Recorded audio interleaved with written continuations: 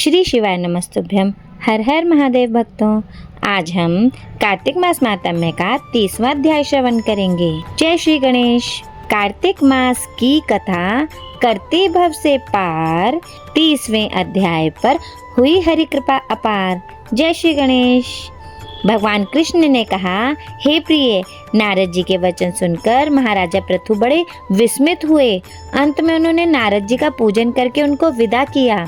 इसलिए माघ, कार्तिक और एकादशी यह 3 व्रत मुझे अत्यधिक प्रिय हैं।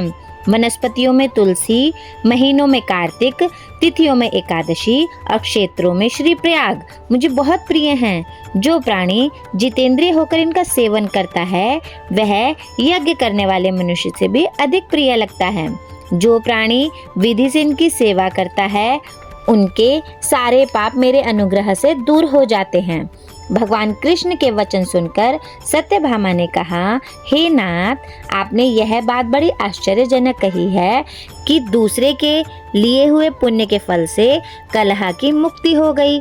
यह प्रभावशाली कार्तिक मास आपको अत्यधिक प्रिय है कि जिससे पतिद्रोह का पाप केवल स्नान के पुण्य से ही नष्ट हो गया। दूसरे मनुष्य द्वारा किया हुआ पुण्य उनके देने से कैसे मिल सकता है, यह आप मुझे बतलाइए। तब भगवान कृष्ण ने कहा, बिना दिया हुआ पुण्य और पाप जिस कर्म द्वारा मिलता है सो सुनो। सतयुग में देश, ग्राम तथा कुलों को दिया पुण्य या पाप मिलता था, किंतु कलयुग में केवल कर्ता को ही पाप और पुण्य का फल भोगना पड़ता है। संसर्ग ना करने पर भी वह व्यवस्था की गई और संसर्ग से जैसे पाप और पुण्य दूसरों को मिलते हैं उनकी व्यवस्था भी सुनो। पढ़ाना, यज्ञ कराना और एक साथ भोजन करने से पाप पुण्य का आधा आधा फल मिलता है।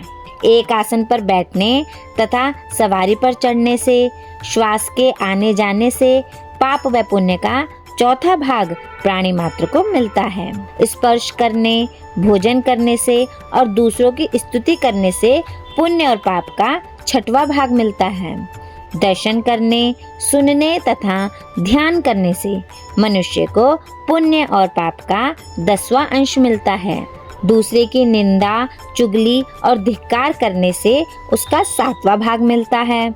पुण्य करने वाले मनुष्य की जो कोई सेवा करता है वह सेवा का भाग लेता है और अपना पुण्य उसे देता है।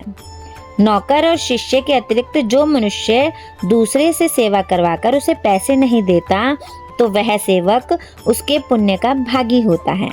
पंक्ति में बैठे हुए भोजन करने वालों की पत्तल जो व्यक्ति लांघता है वह उसे, जिसकी पत्तल उसने लांघी है, अपने पुण्य का 6वां भाग देता है।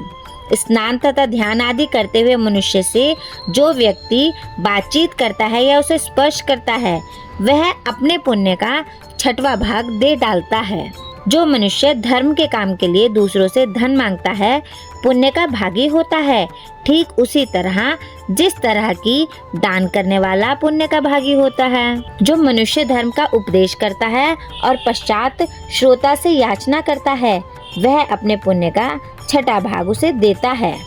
जो मनुष्य दूसरों का धन चुराकर उससे धर्म करता है वह चोरी का फल भोगता है और शीघ्र ही निर्धन हो जाता है। और जिसका धन चुराता है वह पुण्य का भागी होता है। बिना ऋण के उतारे जो मनुष्य मर जाते हैं उनको ऋण देने वाले सज्जन पुण्य के भागी होते हैं। शिक्षा देने वाला, सलाह देने वाला, सामग्री को जुटाने वाला तथा प्रेरणा देने वाला यह पाप और पुण्य के 6ठे भाग को प्राप्त करते हैं। राजा प्रजा के पाप पुण्य के 6ठांश का भागी होता है। गुरु शिष्यों का, पति पत्नी का, पिता पुत्र का, स्त्री पति के लिए पुण्य का 6वां भाग पाती है। पति को खुश करने वाली आज्ञाकारी स्त्री पति के लिए पुण्य का आधा भाग ले लेती है। जो पुण्य आत्मा पराये लोगों को दान करते हैं वह उनके पुण्य का 6वां भाग प्राप्त करते हैं। जीविका देने वाला मनुष्य जीविका ग्रहण करने वाले मनुष्य के पुण्य के 6ठे भाग को प्राप्त करता है। इस प्रकार दूसरों के लिए पुण्य अथवा पाप बिना दिए भी दूसरों को मिल सकते हैं, किंतु यह नियम जो कि मैंने बतलाए हैं जो कलयुग में लागू नहीं होते। कलयुग में तो एकमात्र कर्ता को ही अपने पाप व पुण्य भोगने पड़ते हैं। इस संबंध में एक बड़ा पुराना इतिहास है जो कि पवित्र भी है और बुद्धि का देने वाला भी कहलाता है। उसको हम 31वें अध्याय में श्रवण करेंगे। जय श्री गणेश। इस प्रकार कार्तिक मास महात्म्य का 30वां अध्याय संपूर्ण हुआ। बोलो श्री हरि विष्णु भगवान जी की जय। जय जय श्री राधे। श्री शिवाय नमस्तुभ्यम। हर हर महादेव भक्तों।